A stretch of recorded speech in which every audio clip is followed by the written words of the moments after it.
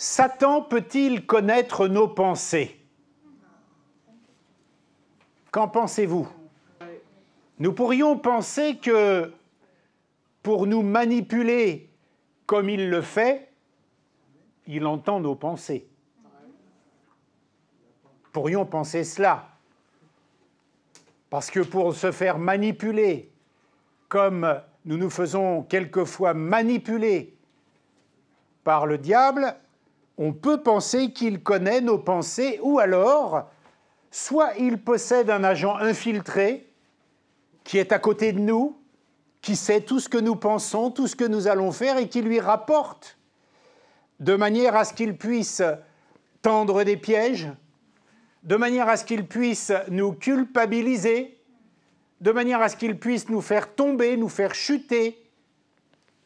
Et on peut se demander aussi, est-ce que quand je prie, il m'entend? Est-ce qu'il y a des choses que je n'ai pas intérêt de dire tout bas pour ne pas qu'il les entende?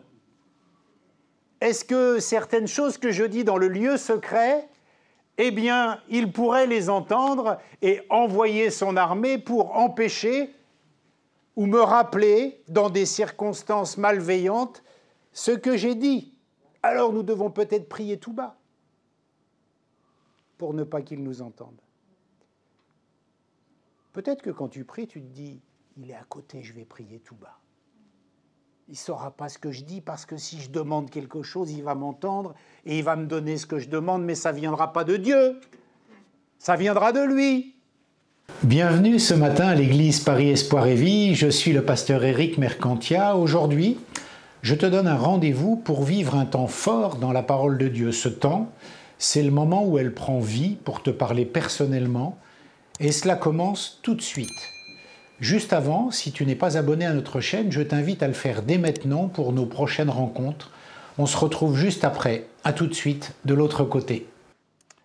Alors, dans notre grand combat, contre nos pensées, dans notre grand combat spirituel, le fait de savoir si Satan peut lire nos pensées est capital. Si la réponse est oui, ça veut dire qu'il possède une autorité extraordinaire sur nous. S'il sait ce que nous pensons, c'est capital. Si la réponse est non, c'est que nous lui accordons peut-être une importance démesurée. À nous de voir. Que dit Jésus? Jésus dit, quand il parle à ses disciples, et notamment à Pierre, dans Marc au chapitre 8, au verset 33, je vous le lis, « Mais Jésus se retourna, regarda ses disciples et réprimanda Pierre en disant « Arrière, Satan, car tes pensées ne sont pas les pensées de Dieu, mais celles des hommes. » Ça nous donne une petite piste.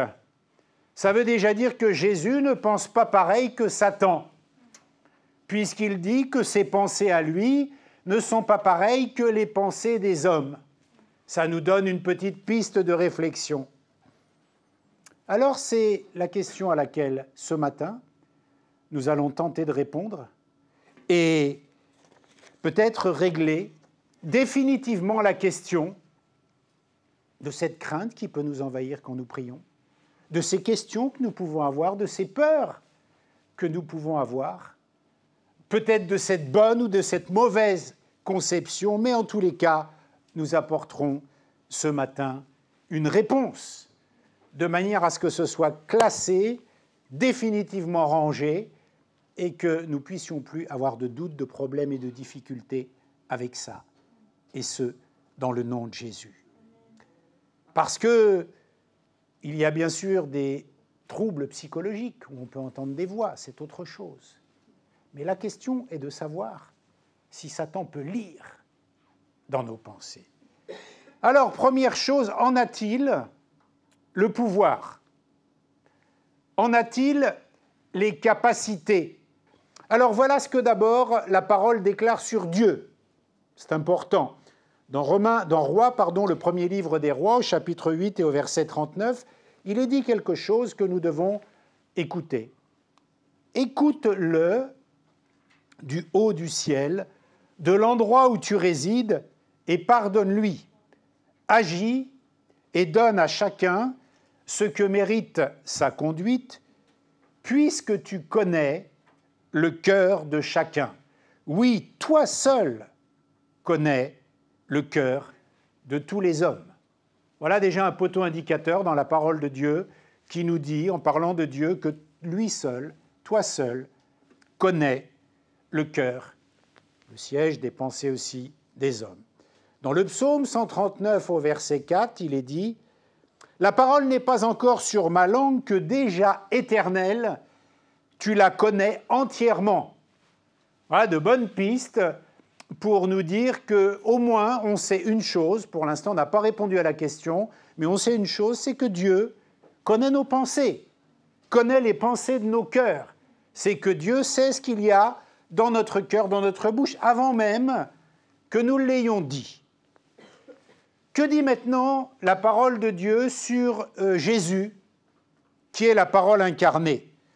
Jean, chapitre 6, verset 64. « Mais il y en a parmi vous quelques-uns qui ne croient pas. » C'est Jésus qui s'exprime. En effet, Jésus savait dès le début qui étaient ceux qui ne croyaient pas en lui et qui était celui qui le trahirait. Autrement dit, une autre indication nous dit que Jésus savait les pensées de Judas, en l'occurrence, celui qui le trahirait. Il connaissait les pensées. On sait que Dieu en a le pouvoir. On sait que Jésus, quand il était homme, parole incarnée sur terre, il avait ce pouvoir-là. Et la Bible nous dit, nous lisons plusieurs versets ce matin, mais c'est important d'imprimer ces choses, il n'avait pas besoin qu'on le renseigne sur les hommes, car il savait lui-même ce qui est dans l'homme. Jean, chapitre 2, verset 25.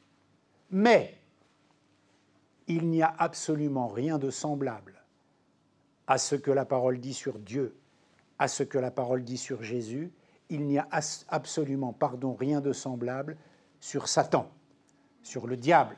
Il n'y a rien de semblable. Que nous dit la Bible sur Satan? Que nous dit la Bible sur le diable?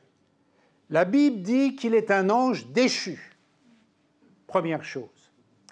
Et selon la première épître de Pierre, chapitre 1er, verset 12, il nous est dit qu'il y a des choses que les anges ne connaissent pas. Première indication. La Bible nous dit que seul Dieu est omniscient et omniprésent. La Bible ne déclare pas que Satan est omniprésent. Ça veut dire que mon frère qui est à Hong Kong et moi qui suis à Paris, si Satan pouvait lire dans ses pensées, il devrait être là-bas, à Hong Kong, il devrait être à Paris aussi, mais il n'est pas omniprésent. La Bible ne déclare pas qu'il soit omniprésent. Des indications intéressantes. Il est évident quand même que les démons ont une perspective, je dirais, plus fine, plus perspicace que les hommes sur l'avenir, mais qu'ils ne connaissent pas l'avenir. Ils ne connaissent pas l'avenir. Vous trouverez ça dans Ésaïe, chapitre 46, versets 9 à 10, et Daniel, chapitre 2, verset 27. Ils ne connaissent pas l'avenir, bien que certains essaieront de vous faire croire qu'ils la connaissent, qu'ils connaissent l'avenir. Ils ne le connaissent pas. Il est évident aussi que depuis des milliers d'années que Satan côtoie les hommes, il a acquis une certaine expertise dans notre comportement. Il a acquis une certaine expertise dans notre façon d'être. Et n'oubliez pas, ne vous en déplaise, que d'une certaine façon, nous avons hérité de son caractère. Non? Vous avez pour père le diable. Jean 8, 44.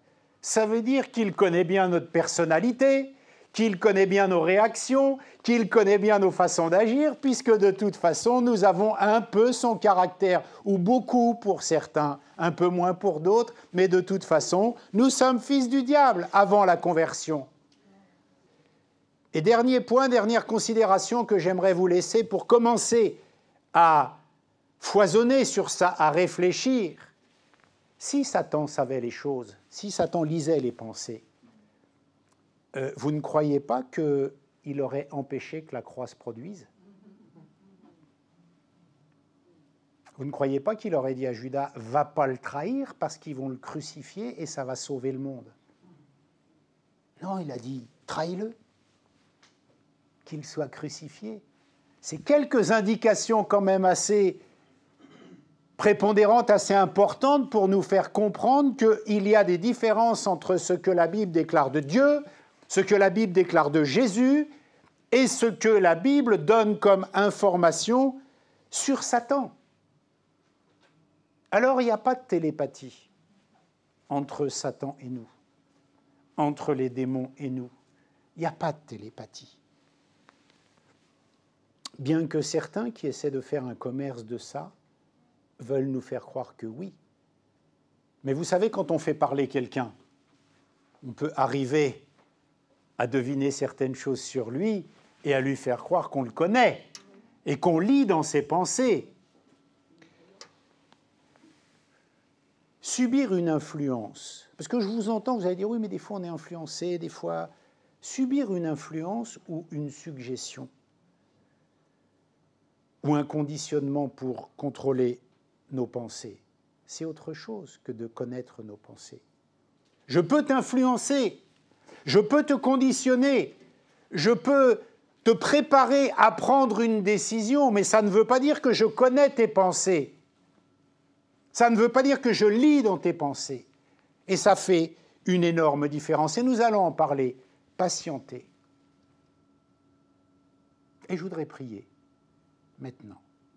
Parce que je sais que quelques-uns, quelques-unes sont, j'allais dire au bénéfice, non, ce n'est pas un bénéfice, sont soumis à l'impact de ces pensées. Frère, ma sœur, que tu sois libéré dans ta tête de ces pensées, que tu sois délivré de ces croyances, de ces fausses croyances qui influencent ta vie, qui conditionnent ta vie, qui conditionnent tes décisions.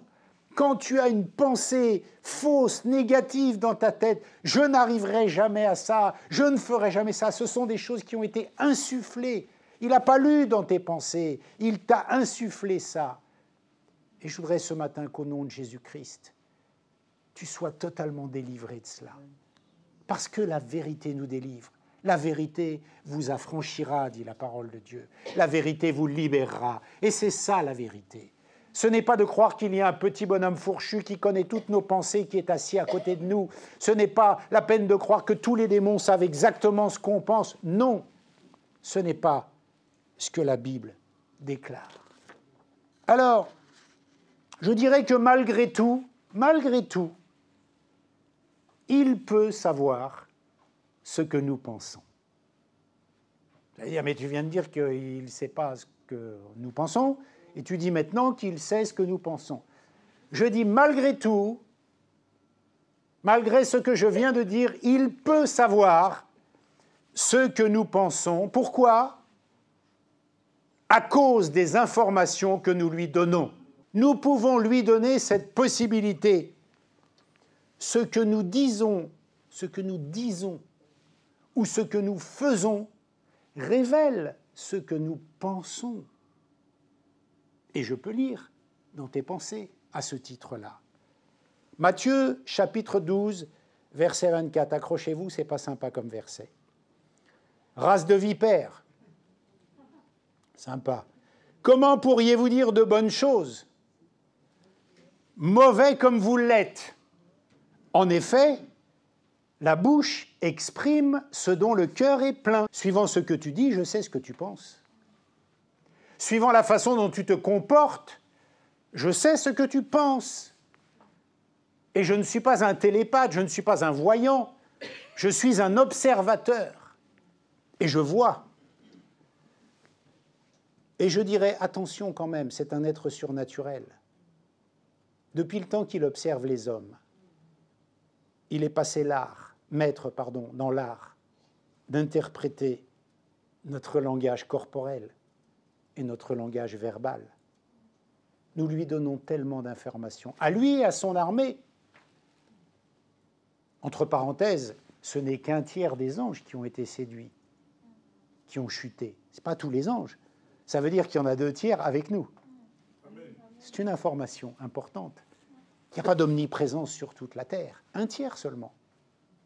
Les 2 autres tiers, merci Seigneur. Ils sont avec nous. Ils sont pour nous. Mais combien de croyants sont dans cette problématique? Je vais prier tout bas parce qu'il va m'entendre.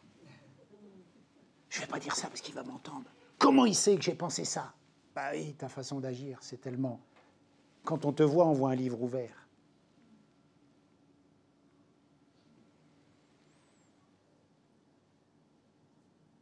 C'est un être surnaturel qui a des capacités aiguës, exercées, ainsi que les démons, pour savoir les choses. Il peut discerner un petit peu une certaine forme d'avenir, une certaine forme de pensée, bien sûr. Parce que c'est un être surnaturel, ne l'oublions pas. Et il est aiguisé. Il est aiguisé. Alors, surveillons nos bouches, surveillons nos actions. Je ne vous dis pas d'aller jouer au poker, je ne vous dis pas de mentir, je ne vous dis pas de bluffer. Bon, une fois qu'on a dit ça, quand on regarde les championnats du monde de poker, par exemple, à la télé, ce sont des compétitions, hein, vraiment... Eh bien, l'idée, c'est que les 2 concurrents qui sont assis face à face ne laissent rien transparaître de leurs émotions, de leurs regards, de leurs gestes, parce que quand ils annoncent quelque chose, je ne sais pas, ils disent « j'ai 4 as, 5 carrés d'as », peut-être ce n'est pas vrai. Mais il ne faut pas que ça se voie, il ne faut pas que ça se sache, autrement l'autre va savoir qu'il ment et qu'il bluffe. Donc nous devons nous-mêmes ne pas laisser dans nos conduites, dans nos paroles, transpirer, transparaître les choses, ou que les bonnes. Christ nous demande d'être la lumière. Ça, on doit laisser passer la lumière, pas de problème. Mais pas les mauvaises choses qui donneront des indications sur nos faiblesses. Pas les mauvaises choses qui donneront des indications sur notre caractère. Alors le joueur de poker, et des fois ils mettent des lunettes de soleil même pour pas qu'on voit leurs yeux. Ils sont là face à face et ils se regardent avec des lunettes de soleil, comme ça ils ne voient rien. Et ils ont un visage glacial, là, on ne voit pas un bout de la mâchoire qui bouge, rien, parce que s'il y a une petite émotion, il dit « Ah, il ment ».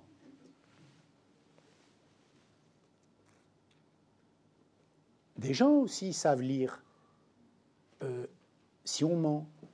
Ils disent que des gens qui mentent, eh ben, je ne sais pas, je n'ai pas étudié ça, mais ils regardent en haut avant de parler ou ils regardent de côté, donc ils mentent. Il y a des profilers, hein. Alors on pensait que le diable, c'en est un bon. Mais il ne lit pas dans nos pensées, il lit dans nos paroles et dans nos actions. Mais il est surprenant de constater qu'un grand nombre de croyants, de croyantes, eh bien, convertis depuis des années, ont conservé un schéma de pensée du monde. Alors forcément, il est facile de lire en eux comme des livres sans pages. C'est tellement facile. Éphésiens chapitre 4, versets 17 à 18. « Voici donc ce que je dis et ce que j'affirme dans le Seigneur. Vous ne devez plus vous conduire comme les non-croyants, qui se laissent guider, la version, c'est pas moi, hein, qui se laissent guider par la sottise de leurs pensées. Ils ont l'intelligence obscurcie. Ils sont étrangers à la vie de Dieu à cause de l'ignorance qui est en eux, à cause de l'endurcissement de leur cœur. » Vous vous rendez compte qu'on peut se laisser guider par la sottise de nos pensées.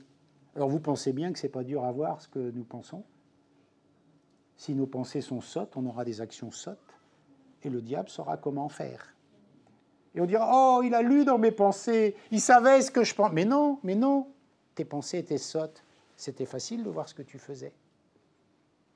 C'est pour ça que la parole de Dieu nous demande de veiller sur nous-mêmes, de veiller sur nos paroles, de veiller sur notre conduite, pour ne pas donner d'indications aussi à l'ennemi, mais aussi pour donner des bons messages à ceux qui ne croient pas en Dieu pour dire « Ah, ces gens-là sont différents, ils ont quelque chose de plus ou de moins des fois. » Influence et manipulation de nos pensées. Voilà l'arme. Ce n'est pas lecture de nos pensées. Ce n'est pas divination de nos pensées. Ce n'est pas télépathie. C'est influence et manipulation de nos pensées. Vous savez, sur les réseaux sociaux, il y a Instagram, où il y a des influenceurs. Ah, c'est terrible. Ils ont des millions de gens qui les suivent et ils influencent, en bien, en mal, des jeunes, des ados, des plus vieux, des moins jeunes. Ils ont une telle influence. Mais je vais vous dire, Satan n'a pas attendu Instagram pour être le plus grand influenceur qui puisse exister.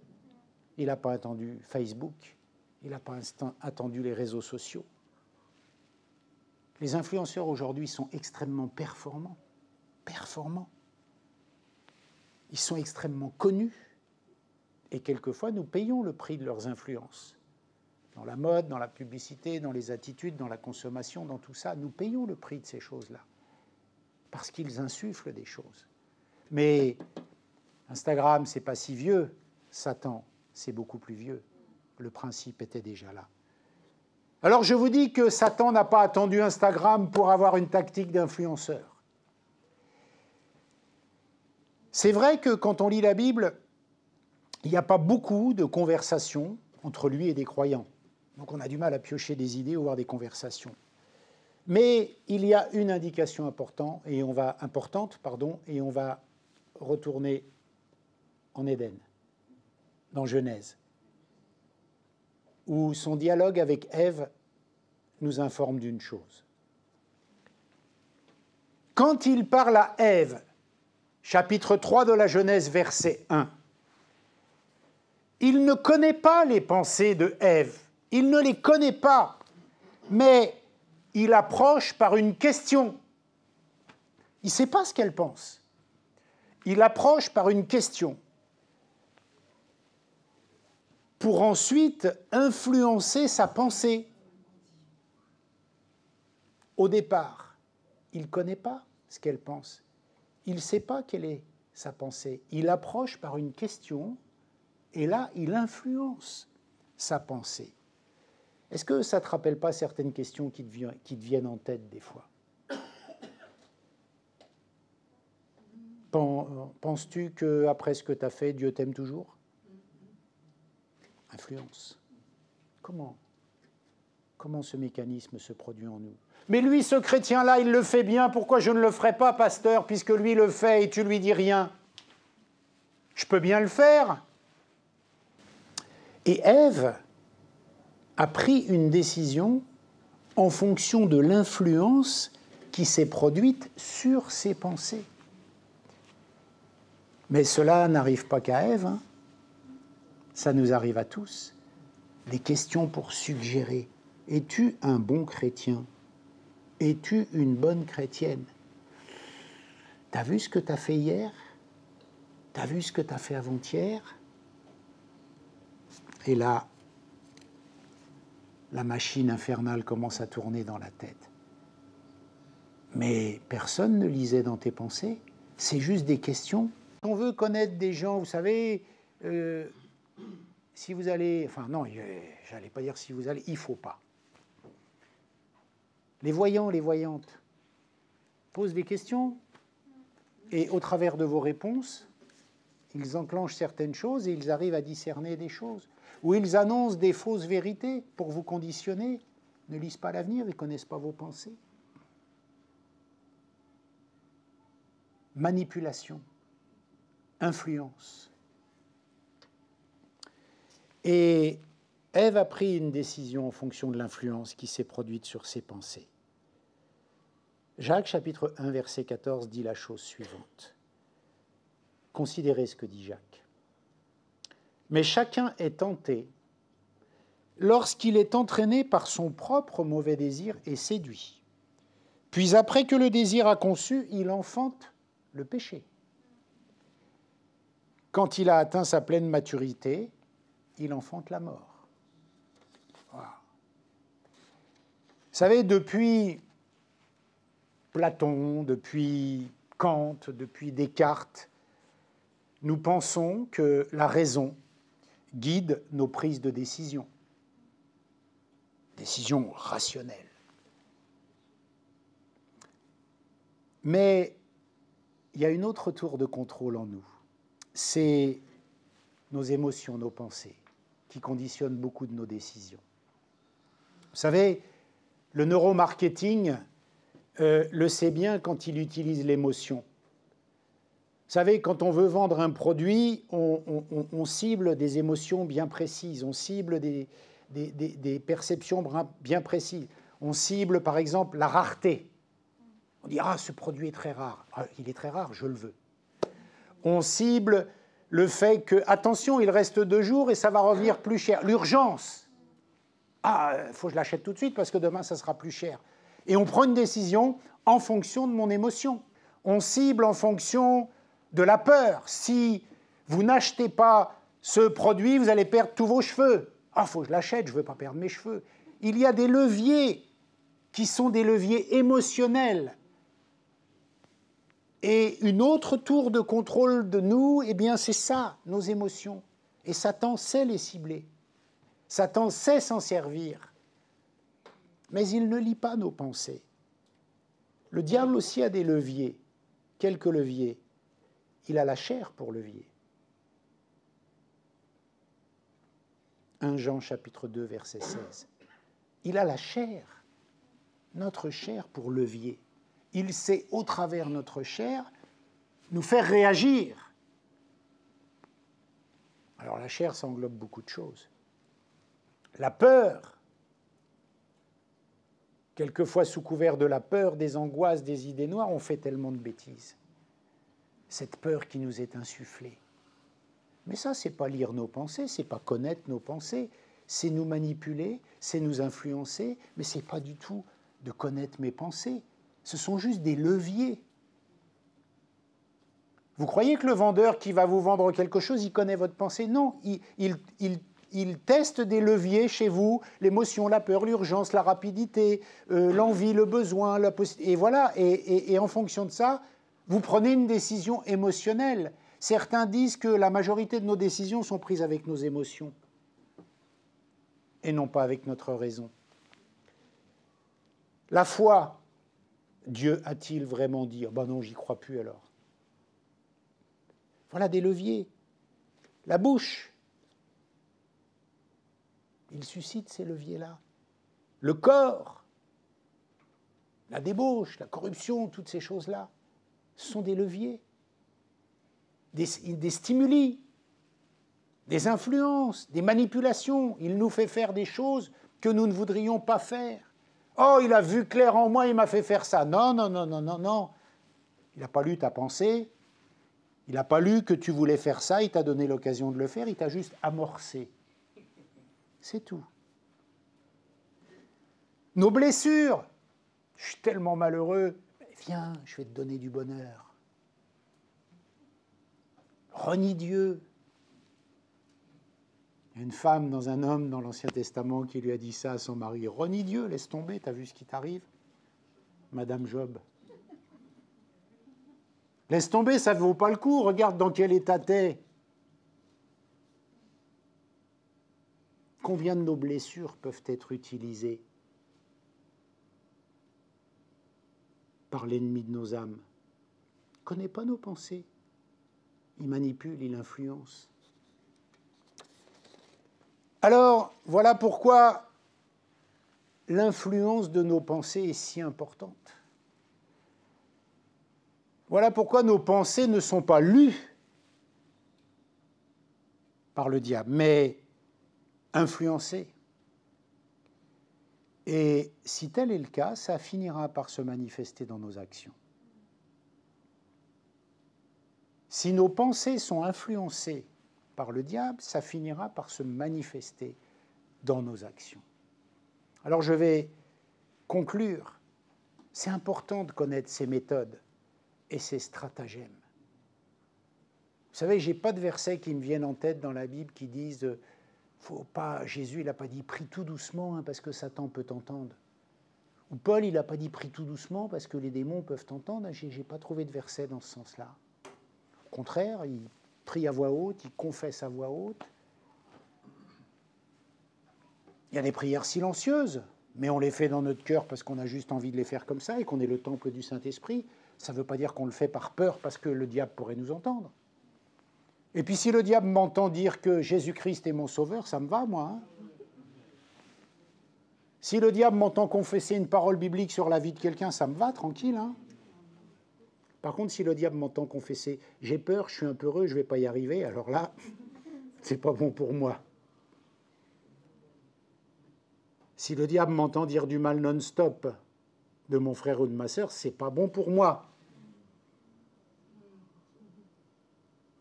Parce que de la même bouche peuvent sortir plusieurs choses.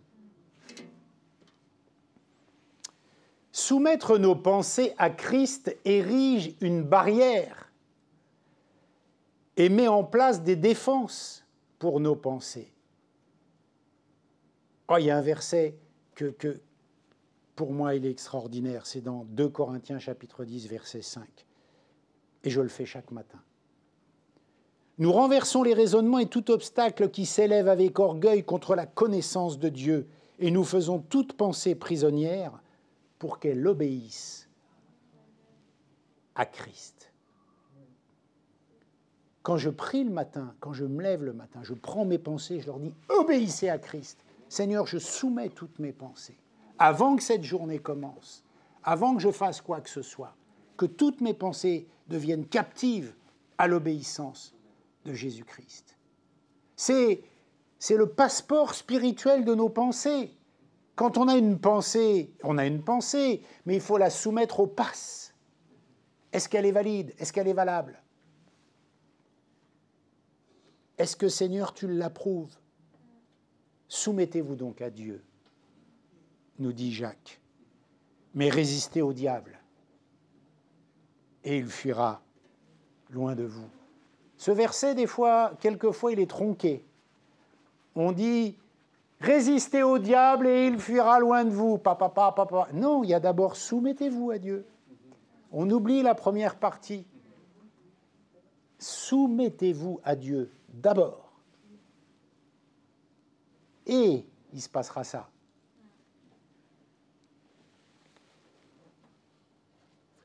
Et je vais vous dire l'humour de Dieu. En fait, c'est nous qui connaissons les pensées de Satan. On sait ce qu'il pense.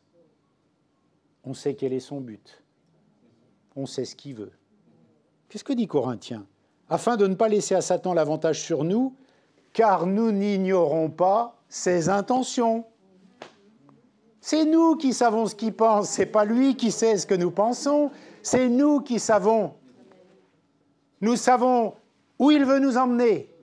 Nous savons ce qu'il veut nous faire faire, nous savons ce qu'il ne veut pas, nous savons ce qu'il essaie de faire dans nos vies. C'est nous qui lisons en lui comme un livre. Pas parce que nous sommes forts et parce que nous nous moquons de lui, parce que Dieu nous a donné cette capacité par notre nouvelle naissance, par la puissance du Saint-Esprit. Avant, nous étions des pantins désarticulés, nous étions des pantins manipulés dans nos pensées. Mais maintenant que nous sommes nés de nouveau, que l'Esprit de Dieu a établi sa résidence en nous, ce n'est pas le diable qui a établi sa résidence en nous. Et quand je suis dans le lieu secret, la Bible dit, on en a parlé la semaine dernière, ton Père qui est là te voit. Ce n'est pas dit ton Père et le diable, ton Père et les démons, c'est dit ton Père, juste ton Père et toi et l'Esprit de Dieu. Il n'y a pas de diable là-dedans, il n'y a pas Satan là-dedans, il n'y a pas ton ennemi là-dedans, il y a toi, le Père et toi. C'est tout. Et toi, tu sais où lui veut t'emmener. Toi, tu connais ses pensées. Toi, tu sais où il veut que tu ailles. Alors, conclusion. N'ayons plus cette crainte. N'ayez plus cette crainte. N'ayons plus cette crainte. Rien dans la parole ne nous dit que le diable peut connaître nos pensées. Rien, rien. Malgré tout, nous pouvons lui révéler ce que nous pensons. Mais ça, c'est de notre faute. C'est parce que je suis prévisible. Je suis visible. Et si nous faisons cela, ça lui permet de nous manipuler à sa guise, comme il veut, nous influencer à sa guise. Alors, action. Soyons donc rassurés. Mais deuxième action, veillons sur nos attitudes, sur nos pensées, sur nos paroles. Vous savez, la relation avec Dieu, elle se passe qu'en pensée, par la foi. Il n'y a pas d'autre chose. Alors si nos pensées ne sont pas bien ciblées, ne sont pas bien alignées, si notre cœur, si nos désirs, si nos émotions ne sont pas bien alignés, c'est précieux la pensée. C'est précieux l'émotion, c'est précieux l'esprit, c'est précieux l'âme.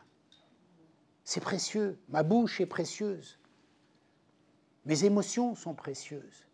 On peut avoir des combats, on peut avoir des luttes, on peut avoir des souffrances, mais veillons, veillons, de manière à ne pas nous laisser manipuler, à ne pas nous laisser influencer. J'espère que ce message t'a fait du bien et t'a encouragé. S'il t'a inspiré, eh bien c'est simple. Tu vas juste en dessous, dans la description, où tu peux recevoir notre newsletters ainsi que t'inscrire à nos cultes et réunions de semaine. N'oublie pas non plus de t'abonner à la chaîne. Je te souhaite bon succès dans la suite de ton aventure.